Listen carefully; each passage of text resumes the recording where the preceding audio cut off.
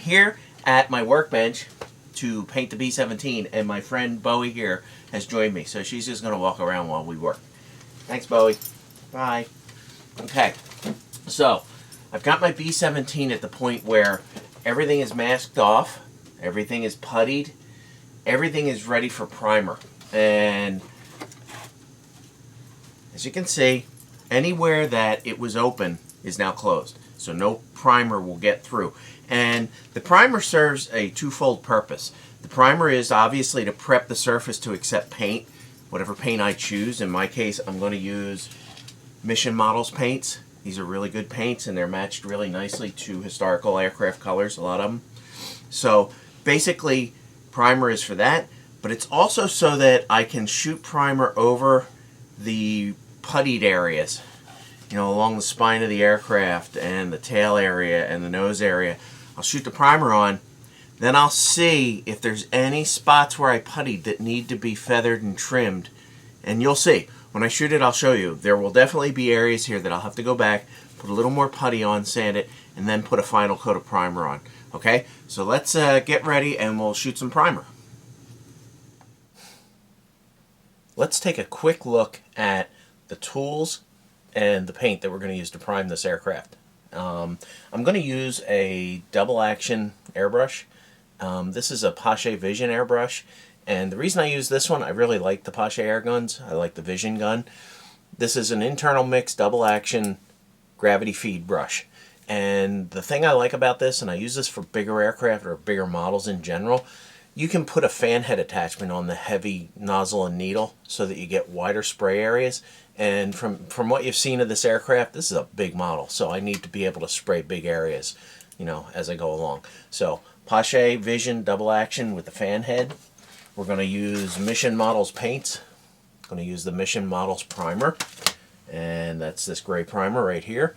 I'm going to mix it down with Mission Models thinner, and I always recommend to people when they ask me what kind of thinners do you use with different paints, buy the manufacturer's thinner. You might save money buying a big tub or a big, you know, can of something else, but if you use the manufacturer's thinner, you know it's going to mix right, you know it's going to go on well, and it's going to dry good. So make sure you buy the manufacturer's thinner. You buy Mission Models paint, Mission Models thinner, Tamiya paint, Tamiya thinner, and so on. When we get to the paint colors, we're going to also use Mission Models. I have a nice olive drab here. This is a World War II U.S. Air Force, Army Air Force green, olive drab. And I have a medium gray from them as well. And when you mix the Mission Models paint, you use their thinner. You also use a little bit of their polyurethane. Put that into the paint. That makes it dry harder and faster. And the thing about Mission Models paints, you have to mix them according to their recommendations as far as ratios of thinner to paint plus the polyurethane. So make sure you grab one of their booklets here or pamphlets, or go to their website, check the proportions. For primer, it's 30 to 35% thinner to the primer. You don't put the polyurethane in the primer. When you go to paint, then it's a different ratio. We'll get to that later. So let's get started. We'll prime up some of the bomber. I'm going to put on my respirator, my mask, because I'm spraying and I don't want to breathe fumes. Okay, I'm going to spray at my booth, which means I'm going to spray in a good ventilated area. Do that. Open a window, put a fan in the window if you're going to spray. You don't want to breathe the fumes. And wear a respirator, and I use rubber gloves, vinyl gloves. Okay, so I've mixed up the Mission Models paint right here with Mission Models thinner, and I have a nice cup of paint.